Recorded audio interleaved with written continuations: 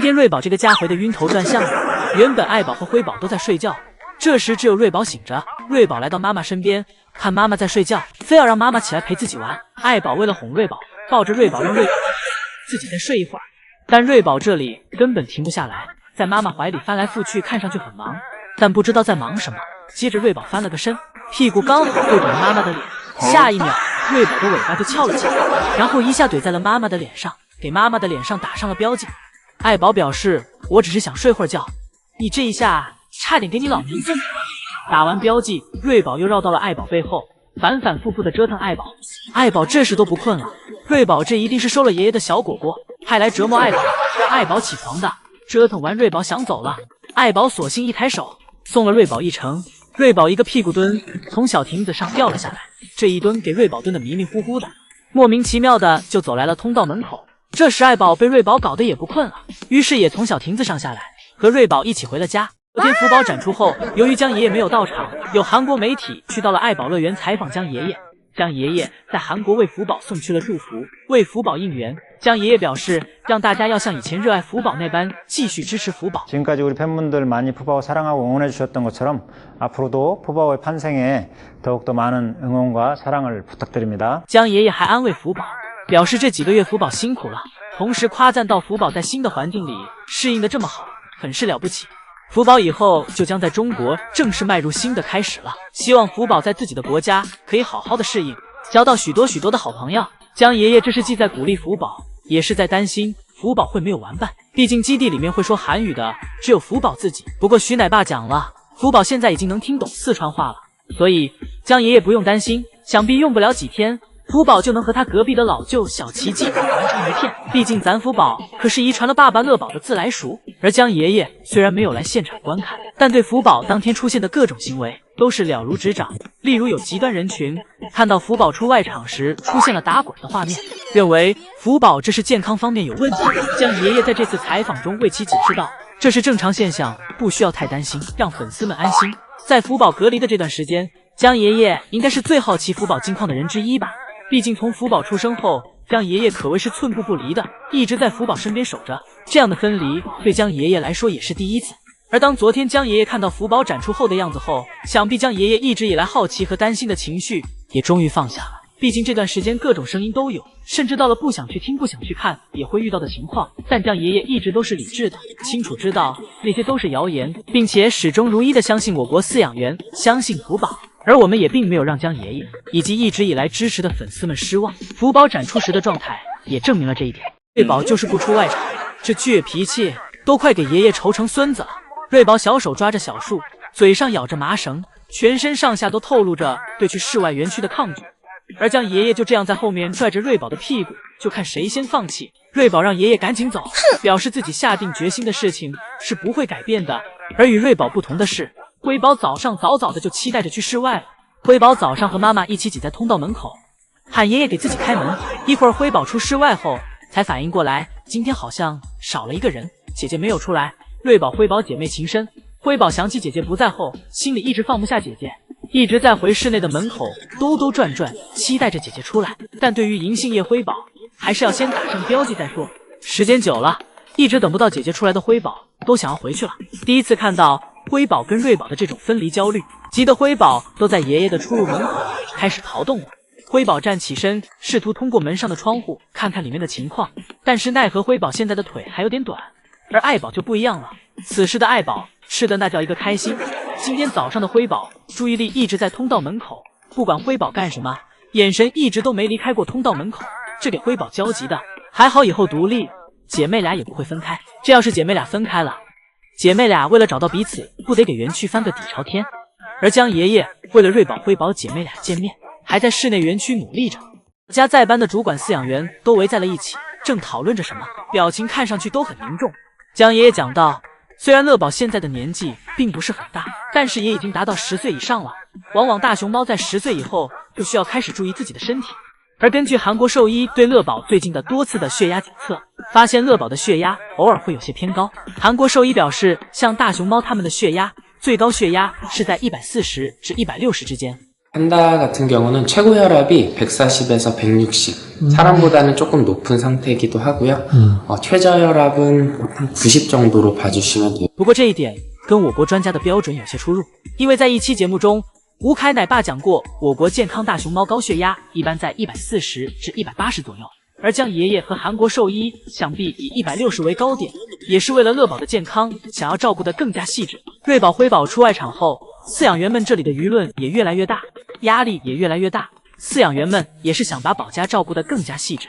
乐宝则在血压检测时表现得很从容，让奶爸不用这么紧张，自己这体格子放在同届里面还是很能打的，表示明年还可以让奶爸再抱俩大外孙。乐宝的心思爷爷早看透了，这哪是想让自己抱大外孙，分明是乐宝想爱宝了。辉宝着急吃奶，又着急吃竹子，结果就是辉宝赶紧给最后一点竹子塞进嘴巴里，然后走到奶盆前。但辉宝发现嘴里吃着竹子没法喝盆奶，于是便给竹子吐掉了。老宋头好奇地走了过去，拿起辉宝咀嚼过的竹子给姨姨们展示了一下。辉宝以为老宋头是要吃呢，便大方地让给了老宋头。辉宝这个行为不错，不护食，但辉宝又感觉挺可惜的，又对着自己的竹子舔了两口，才给了老宋头。吃完盆奶，老宋头又给姐妹俩拿来了餐后小甜点。姐妹俩对自己的小零食保护感都很强，瑞宝咬一口后就给自己的胡萝卜高高举起，而辉宝这里咬一口后就拿手给自己藏起来，直到看到彼此都有，都不抢自己的食，姐妹俩这才放松下来慢慢吃。而且辉宝这次吃完也没有抢瑞宝的，而是走到老宋头身边问老宋头要，姐妹俩配合默契，吃完后都不抢了，不够就问爷爷要。瑞宝这里吃完盆奶和小零食还没吃饱，瑞宝学着妈妈的样子坐在了竹子堆里吃起了竹子。第二天早上，老宋头再来时看到了辉宝的睡姿，表示又被可爱到了，只是身上不知道沾了一些谁的青团。而爱宝这里早就醒了，正在房间吃早饭。姐妹俩醒后，爱宝带着姐妹俩出门上班，只不过今天瑞宝不太想去室外，就算老宋头用小苹果诱惑辉宝，辉宝依旧一动不动，就想趴在树上睡觉。双胞胎却是给了老宋头与福宝完全不同的带娃经历，而辉宝虽然自己在室外，但玩得也很开心。妈妈这里只顾吃饭，所以可以说是整个室外园区都是辉宝自己的。而下午人家都不去室外园区了，瑞宝这里又想出去了。瑞宝这小公主性格让爷爷还挺难拿。老宋头走进园区，近距离拍摄着瑞宝。瑞宝看到老宋头过来，立马走到老宋头身边，让老宋头给自己开门，让自己去室外玩耍一会儿。老宋头婉拒了瑞宝，表示今天已经过了出门时间了，让瑞宝等明天再出去玩。瑞宝听懂了爷爷的话，瑞宝果然是这小公主性格，只要顺着她哄一下就好了。今天将爷爷的节目乐宝看了都有点不好意思了，全是乐宝调皮破坏园区的证据。根据将爷爷和宝家饲养员及兽医的观察，发现乐宝近期出现了繁殖特征。总结雄性繁殖特征有3点，第一点就是食欲开始挑剔，也就是为什么乐宝最近一直在吃园区里面关锦竹的原因。最近很多姨姨都拍到了乐宝采摘南川宝和关锦竹的视频。根据江爷爷的观察，乐宝甚至都已经开始对江爷爷种植的芋头苗动手了。江爷爷看着被压歪的芋头苗，些许有些心疼，但是更担心乐宝这个期间的健康状态。如果破坏芋头苗就能让乐宝心情开心一些的话，江爷爷宁愿乐宝给所有芋头苗都踩断。而当江爷爷看到歪倒在冰床旁的竹子时，江爷爷非但没有责怪，反而夸赞乐宝现在虽然年纪大了，但力气依旧那么强壮。第二就是睡觉量减少，这也是为什么姨姨们最近都没有看到乐宝在爬架上睡觉的样子。第三则是因为不睡觉了，运动量就增加了，再有就是标记量增大，乐宝总是蹭来蹭去的，这就导致皮肤毛发。当然这不是生病，而是正常现象。江爷爷也在和兽医对乐宝这一现象进行商议，不过乐宝回家后状态就会好很多。江爷爷在旁边碎碎念念，乐宝就一边用小手捂着耳朵，一边吃竹子。乐宝这怕是拿繁殖期当幌子来发泄自己上班的不满，毕竟乐宝已经全勤营业了8年了，更像是在抗议，以此让奶爸给自己放个假。江爷爷不再送口云，算是彻底放飞自我了，快给乐宝的园区当成自己的园区了，在乐宝面前肆无忌惮的走动，还特意给乐宝叫起来，让乐宝吃点东西，不要一直睡觉，不然都要变瘦了。给乐宝投喂完，老宋头又大步走进了爱宝的园区。这时瑞宝正在吃地上新长出来的竹子。今年园区的许多地方都冒出了竹子的根，并开始从冒出来的根部长出竹子。不知道的姨姨总是以为他们是在吃草，宋可云就这样站在通道门口，呼喊着瑞宝、辉宝，全然不管此时还在园区的爱宝，甚至爱宝就这样直视着宋可云。宋可云淡定自如，甚至还给自己的门关上了。江爷爷在的时候，宋可云还能收敛一下，江爷爷不在，这让宋可云体内一直被压制的叛逆心理终于释放了出来。而这时盛熙姨母也开始在通道门口喊姐妹俩了。姐妹俩今天很配合，在姨母和爷爷的呼喊下乖乖走回了家。而爱宝这2天尤为的淡定，不知道是不是也是因为江奶爸不在，爱宝现在这也不服管教了，觉得园区除了江爷爷以外没人能管得了自己了。可怜的宋可云便只能一次又一次的来到园区，不断的尝试哄爱宝回去。爱宝则是一副让宋可云不要着急的姿态，等自己吃够了自然会回去的。爱宝总是有自己的想法，等宋可云回去后，爱宝这里也吃好了，没用宋可云喊，自己就回去了。昨晚的雪直接给整个爱宝乐园都覆盖了。永宽这里在挽救被雪压倒的竹子，虽然是冬天，但永宽却热得满头大汗。这场雪让爱宝乐园近乎成了停业状态，熊猫馆也贴出告示，表示现在宝家都在室内玩耍，外场暂不开放。高能的是，就连姨姨们排队时，全让自己的雨伞和物品做代替了。看着这立在雪地里的雨伞，足见这雪是有多厚。而不让宝家来室外玩耍的原因，倒不是担心雪太大宝家成员有危险，而是担心姨姨们有危险。雪太大，根本无处落脚，甚至可能会给游客们冻感冒。不过饲养员们有在紧急清理了。宝家今年的雪是有史以来最大的一场，以前福宝在时从来没遇到过大成这样的雪。而此时室内园区的乐宝已经等不及了，他打着奶爸的门口，喊着自己休息好了，快给自己把去室外的门打开，自己要去室外玩耍。而早上时，宝家成员则是集体罢工补觉，包括瑞宝、辉宝以及爱宝这里。一家人昨天玩的实在是太累了，感觉1周的运动量都够了。瑞宝、辉宝姐妹俩相互倚靠在一起，爱宝则独享大床。乐宝这里感觉园区还不够冷，直接睡在了冰床上。等下午乐宝补觉完了，这里便开始不淡定了，在园区转来转去，拍着奶爸的员工通道门，让奶爸放自己去室外。奶爸不给自己开门，乐宝气不过，又啃起了园区的竹子。乐宝焦急啊，乐宝从来没有如此渴望过去室外。而奶爸们也焦急啊，看永宽这卖力的样子，乐宝就再多等一会儿吧。辉宝一看到妈妈要体检了，立马来到妈妈身边，和妈妈一起乖乖坐好，跟着妈妈混小零食吃。不过这次辉宝吃的有点多了，爱宝看着辉宝一连吃了自己2块小零食，有小情绪了。爱宝站起身，打算给辉宝顶开，但辉宝还做得有模有样的呢，还知道伸出手让爷爷给自己体检。爱宝眼看辉宝赖着不走，直接大力给辉宝顶开，让辉宝不要碍事儿。懂事的爱宝真是深得爷爷的喜欢。抢着吃小零食的大熊猫常见，但抢着体检测血压的大熊猫爱宝是荧幕上的第一个。兽医在一旁细心的为爱宝固定好体检用的绑带。爱宝对于兽医的这个举动没有丝毫的抵触，因为爱宝注意力全在奶爸这不间断投喂的小零食上。爱宝顺利测量完血压后，轮到乐宝了。乐宝这里既听话又没人打扰，所以血压测量起来更顺利了。只要奶爸一直投喂小零食，乐宝就根本没有时间去思考别的。等爱宝和乐宝都体检完，到了出门营业时间了。爱宝不止下班积极，上班也积极。爱宝走在前面，姐妹俩跟在后面。但想让瑞宝、辉宝去室外，必须得有小零食才行。尤其是瑞宝这里，如果没有小零食的诱惑，瑞宝就又会跑到小树上去睡觉。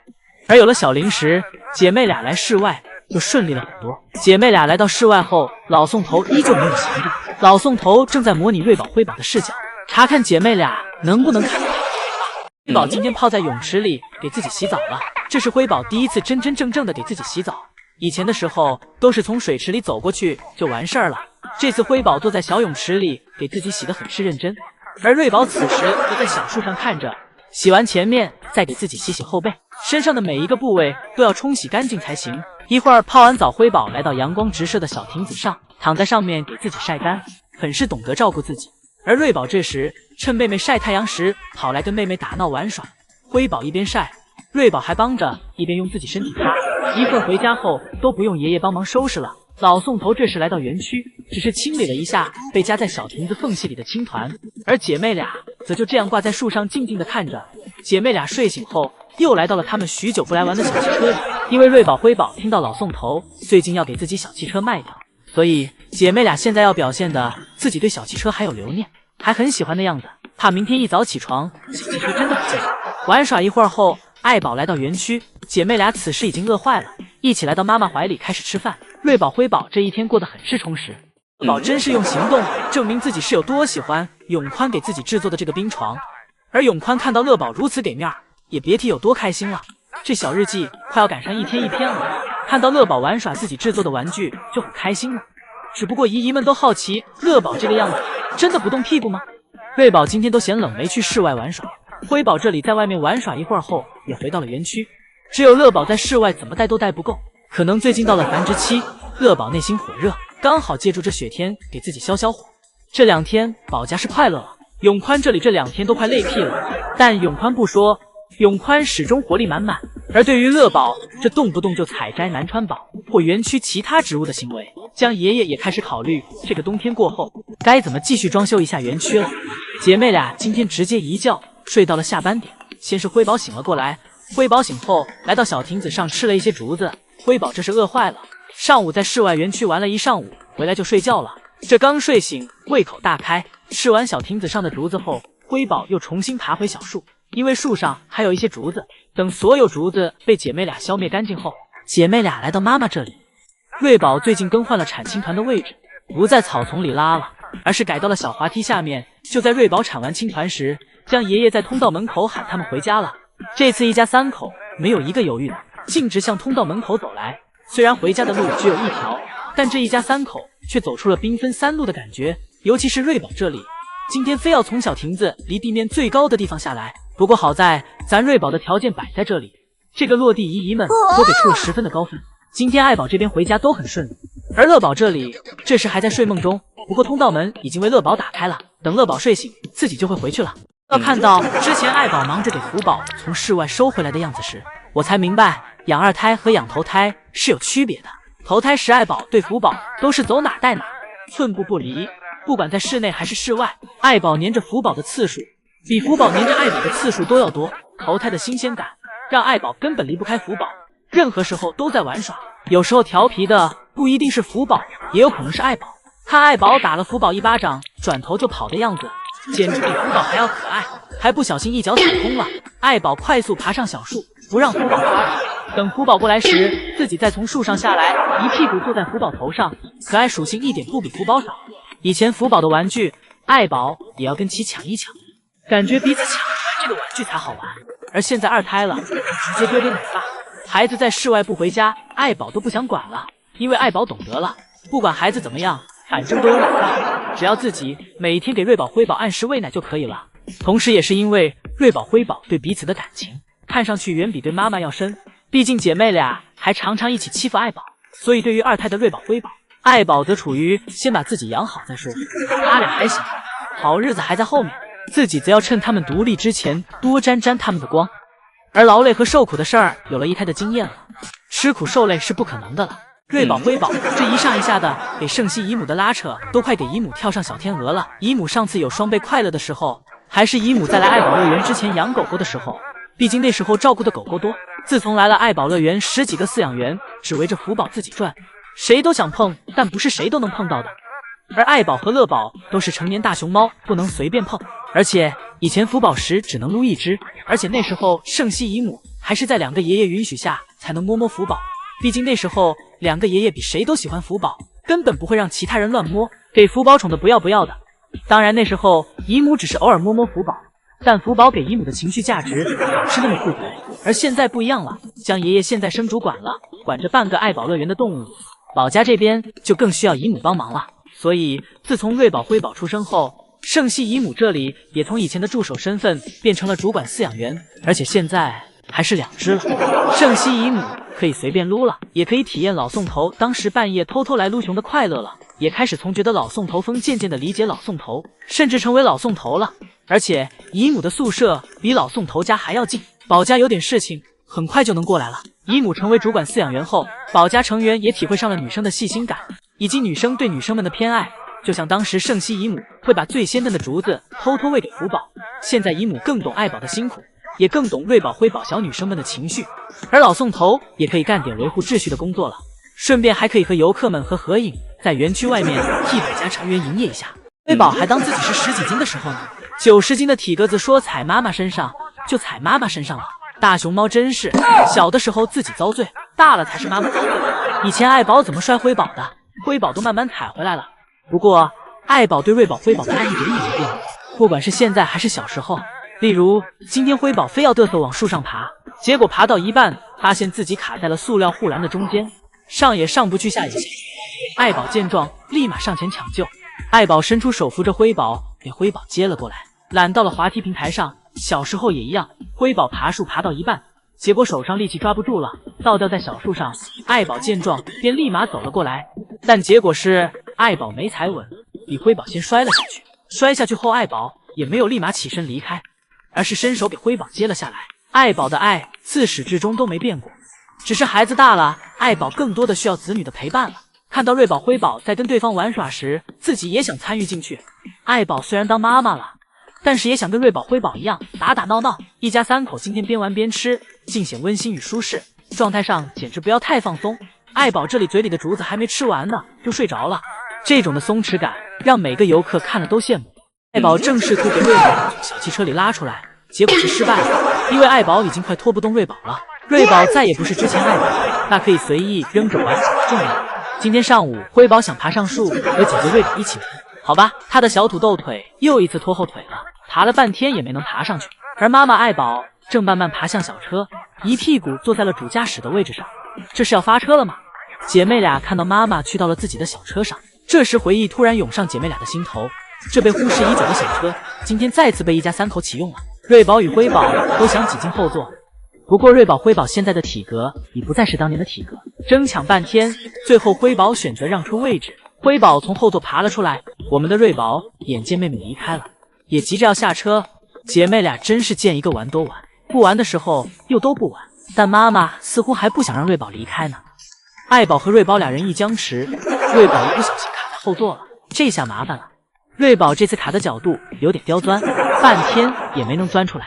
妈妈爱宝只好咬住瑞宝的后颈，努力帮瑞宝脱困，看样子是费了一番力气。不过在妈妈的帮助下，瑞宝最后也成功化险为夷，就是给爱宝咬的腮帮子都累了。一会儿，一家三口又整齐的来到了小床上，妈妈还在场，只是一言不合，瑞宝和辉宝这里又直接开战，这是真不怕妈妈生气啊。辉宝咬了瑞宝一下，而瑞宝有点急了，他朝着辉宝也一模一样的上去。糟糕，他咬的是妈妈爱宝。瑞宝这是错以为自己咬的是辉宝吧？妈妈爱宝已经无语了，这俩小家伙真闹腾。但爱宝并没有责怪瑞宝，不然将会转变成一场3个人的混战。瑞宝发现不对劲后，立马松了口，转而扑向辉宝。这下可算没认错自己的妹妹，两只小家伙就这样你来我往，各不相让。当然，大家不用担心，姐妹俩彼此都没有用劲去咬。她们虽然喜欢打闹，但她们可是非常相亲相爱的。最终，妈妈爱宝出面制止了这场争斗，而且下班的时候也都很快乐。那么另一头，再看看我们的乐宝，宋爷爷在门口拍了半天手，乐宝一点反应也没有。看乐宝睡得这么沉，宋爷爷也不忍叫醒乐宝了，宋爷爷只好关门，等乐宝自己睡醒再说。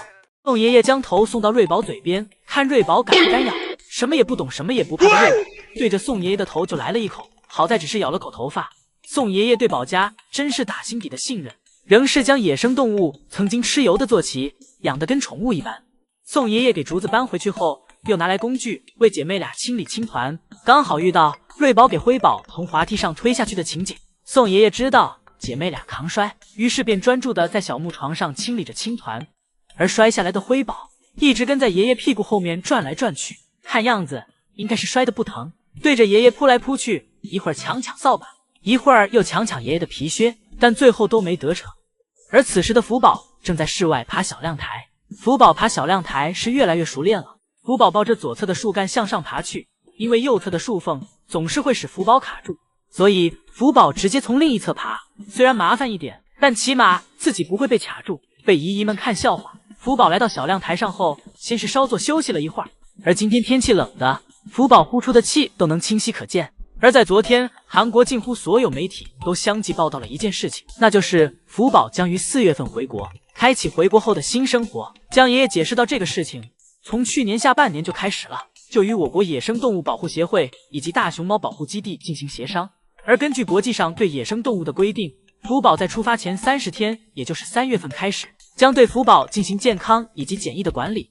到时福宝需要单独生活，也就意味着福宝将不再营业。看着两个爷爷在录视频时通红的眼睛，想必是很克制难过的情绪了。而两个爷爷退休后也可以常来看望福宝。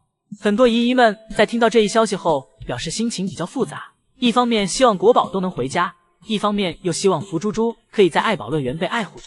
不过姨姨们要相信福宝回国后，我们的饲养员也会好好爱护着他的。而福宝的生活也只是刚刚开始，让我们继续一起陪着福宝走下去。瑞宝凑到妈妈身边，没有前摇的，直接坐在了妈妈的双下巴上，在妈妈双下巴上蹭来蹭去，一边蹭还一边讲：小爱，你知道我超喜欢你的双下巴吧？姨姨们感觉到爱宝带娃越来越累了，姐妹俩总是变着花样的折腾妈妈。昨天辉宝在树上不想下来，爱宝试着上树给辉宝叫下来，但爱宝尝试了一下，发现自己现在的身体已经无法做到辉宝和瑞宝那样的灵活了。这窄小的空间，爱宝发现自己根本上不去，最后只能尴尬的从树上下来。爱宝抬头看着树上的辉宝，感叹着还是年轻好。而今天姨姨则撞见了爱宝正准备产青团时，瑞宝辉宝这时非要凑过来要奶喝。爱宝产个青团都不得空，有时候真的挺想让爱宝收拾一下这姐妹的。前2天宋爷爷给爱宝测量体重，现在的体重是116.5千克，虽然这个体重也很健康，但是爱宝明显比去年瘦了。去年这个时候爱宝的体重是127.7，可见瑞宝辉宝越大，对爱宝的体力消耗也越大。不仅仅是平时瑞宝辉宝对爱宝的折腾，更多的是瑞宝辉宝越长大，喝奶的需求量也越大。这也是为什么宋爷爷跟瑞宝辉宝商量要不要断奶。爷爷们可见不得自己的宝贝闺女受委屈，姐妹俩再这样总是欺负爱宝，那姐妹俩独立的日子将会越来越近了。依依今天都想让爱宝给瑞宝一个完整的童年。今天瑞宝觉醒了咬妈妈毛的新技能，爱宝正沉浸在给姨姨们的吃播当中，结果瑞宝冷不丁的就抱着爱宝的脸来了个超级大亲亲，那画面简直是历史重现嘛！想当年福宝也是这个年纪，趁着爱宝喝水不注意，偷偷溜到背后，一连给妈妈摘了好几根毛下来。江爷爷在一旁急得直跳脚，连声喊：뽑지 마。同时还忙着给爱宝支招，让他躺下，给福宝来个泰山压顶，把福宝制服。可咱们的爱宝当时还一脸懵啊，直到福宝最后那一大口，疼得爱宝直咧嘴，这才反应过来。江爷爷呢，简直就是墙头草，一边劝爱宝别计较，一边又替福宝说话。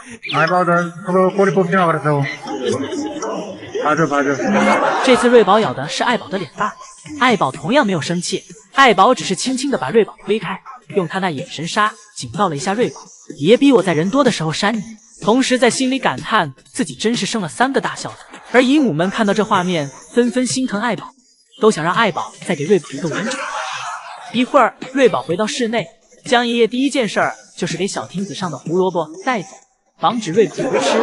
瑞宝看到后想给爷爷截胡，但是江爷爷的小腿倒隆起来，瑞宝是追不上的。瑞宝只好爬上树跟妹妹挤在一块吃竹子。